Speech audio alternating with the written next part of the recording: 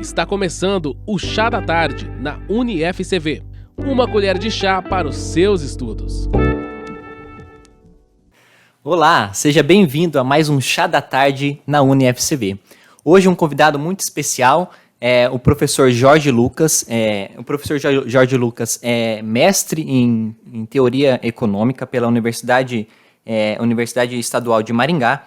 Ele é bacharel em Ciências Econômicas pela Universidade Regional de Joinville. Ele tem especialização em Tecnologias Aplicadas ao Ensino à Distância pelo Centro Universitário Cidade Verde. Atua como tutor educacional aqui na UniFCV. E ele é professor da graduação presencial e professor conteudista.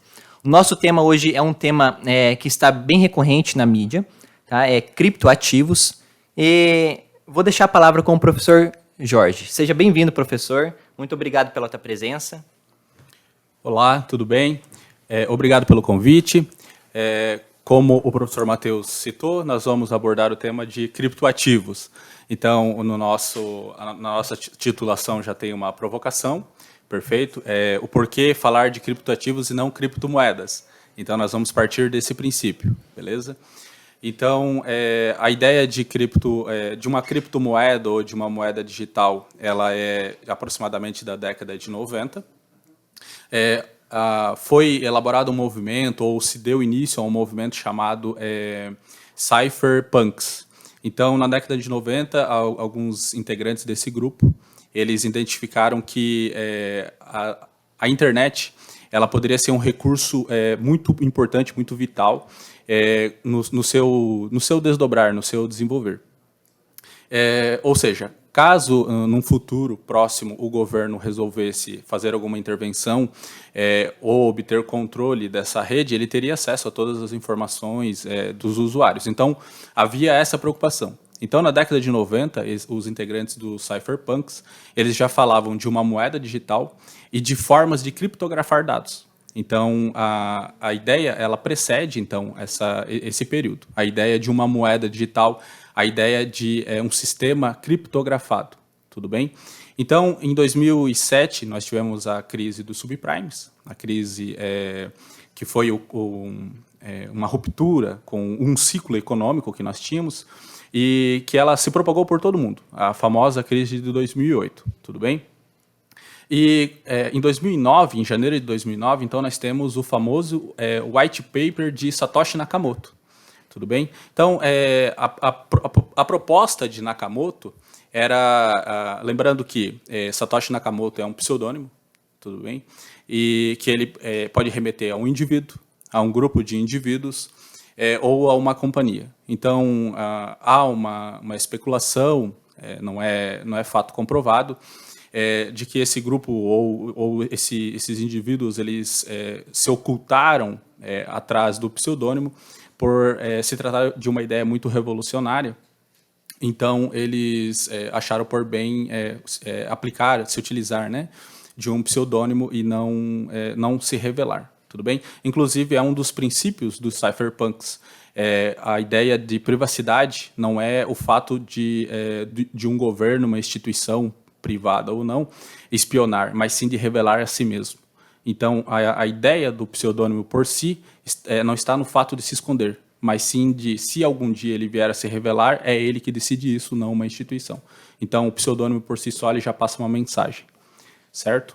Então, em janeiro de 2009, Satoshi Nakamoto, ele revela, então, ao mundo o white paper, onde ele mostra, esse white paper ele é um guia, ele é um manual de como o Bitcoin ele iria acontecer, o que seria o Bitcoin e qual que seria o sistema que iria armazenar o Bitcoin. Professor, então surge então em meio a uma crise, querendo ou não, uma moeda Bitcoin ou um criptoativo Bitcoin. Mas o que é o Bitcoin, professor? Perfeito. Então, ele já nasce como uma crítica ao sistema, porque observe que a moeda que nós temos hoje, a moeda fiduciária ou a moeda fiat, como que ela é emitida? Então, ela é emitida por um banco central, por uma autoridade monetária, sancionada por alguma instituição do governo, no nosso caso é o Conselho Monetário Nacional. Então, o Estado ele detém o monopólio da emissão da moeda, ou seja, ele detém o monopólio da inflação. compete ao Estado, se ele manipula ou não, gerar ou não inflação, quando a gente trata de estabilização monetária. Tudo bem? Então, você tem um sistema centralizado. O Bitcoin, na sua origem, ele é um electronic money. Ele é para ser, ou uma cryptocurrency. Ele é para ser, ele foi elaborado como uma crítica à moeda fiduciária porque ele é descentralizado. Ou seja, nós vamos abordar sobre blockchain, mas ele é minerado, ele é obtido nessa rede, nessa cadeia de blocos chamada blockchain. Então, num primeiro momento, ela é tida como um electronic money. Ou seja, em si ela é para ser uma moeda, mas o objetivo central é falarmos em termos de criptoativo, tudo bem? Porque as moedas elas precisam obedecer algumas funções básicas que nós trataremos. Então, hoje nós temos as moedas fiduciárias e é os bancos centrais do mundo que emitem essa moeda, né? Então, pelo que dá a entender, assim, a Bitcoin ela não depende desses governos, é isso, né? Isso. O Bitcoin ele segue um protocolo DeFi, ou seja, um protocolo descentralizado, onde um minerador ele obtém essa unidade de ativo, vamos colocar assim, e ele precisa validar essa transação em uma cadeia de blocos. Ou seja, todo o sistema precisa fazer essa verificação. Então, hoje, se você vai numa instituição bancária, para nós ilustrarmos, e você deseja retirar uma soma vultuosa de um determinado valor, você precisa acessar o seu gerente, correto? O seu gerente precisa dar o aval. Então, ele está validando a sua transação, um único agente dentro de uma instituição. Então, esse é o procedimento. Quando se trata de criptoativo, a validação é feita no sistema. Certo. E a gente está comentando sobre o Bitcoin, o que é o Bitcoin, mas o que a gente quer saber realmente, Bitcoin é uma moeda, professor? Legal. Então, vou fazer uma provocação contrária.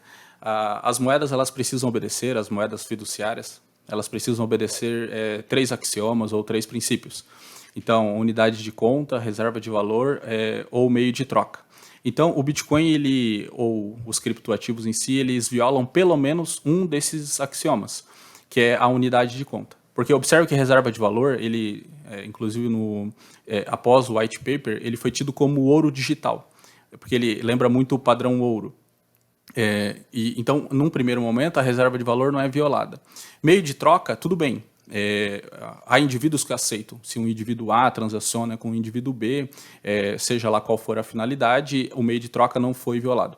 Entretanto, a unidade de conta é a mais complexa, porque hoje, se nós fizermos aqui uma ilustração de um valor de um determinado automóvel ou de qualquer outro bem de consumo, com relação à sua renda, à sua posição geográfica, nós vamos verificar mentalmente, você verifica se está condizente com a sua renda ou não.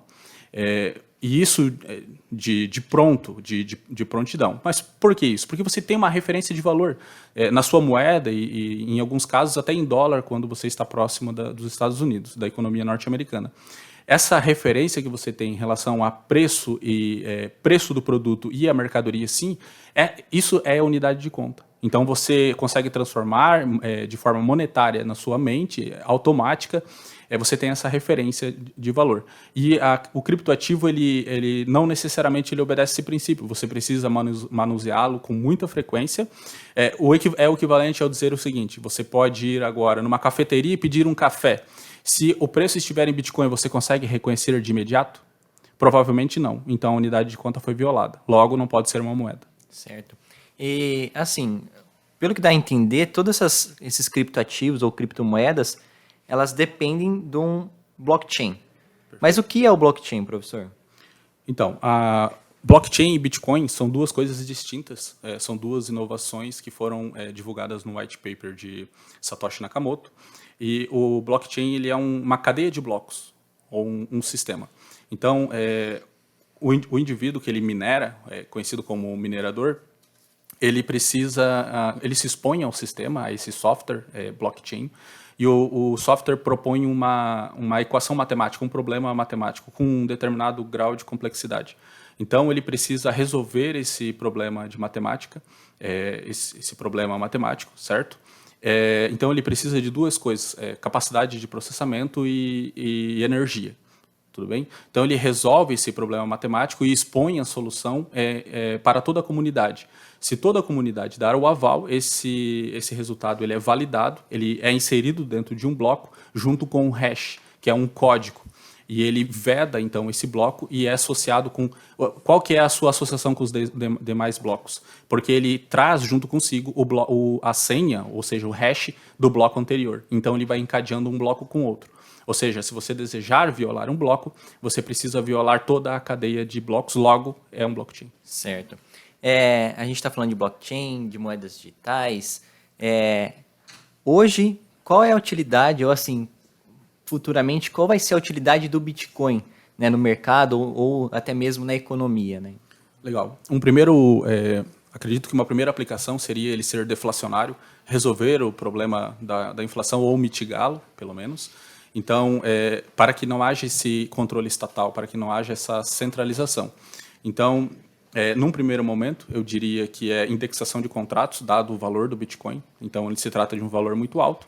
Então, como no passado nós tínhamos o ouro como indexador e hoje nós temos uma cesta de moedas em determinadas situações, então, provavelmente o criptoativo, Bitcoin, ele será utilizado como indexador para contratos. Ele provavelmente substituirá, então, o ouro, né? Como a gente pode... A gente nota o ouro na economia mundial e hoje, então, o Bitcoin vai ser ou é uma substituição do ouro, né? Como indexador. E o Bitcoin vai substituir as moedas fiat? Ok. Então, há uma corrente de pensamento que debate que, no limite, nós teremos, então, os criptoativos como substituto das moedas fiduciárias. Entretanto, concomitantemente, nós vamos ter algumas moedas fiduciárias residuais. Então, talvez as mais sólidas, as mais consolidadas, como o dólar, a libra esterlina, o ien, o renminbi, porque observe que nós teríamos que, juridicamente, trocar, substituir todos os contratos mundiais. Então, é algo muito complexo. Então, imaginem algo funcionando concomitantemente. Certo. Agradeço ao professor Jorge por explicar para a gente o que é o criptativo, o que é o Bitcoin, né? Hoje tão falado aí. E se inscreva no nosso canal, assista os outros vídeos, ouça os outros podcasts, acesse o blog da UniFCV e até a próxima.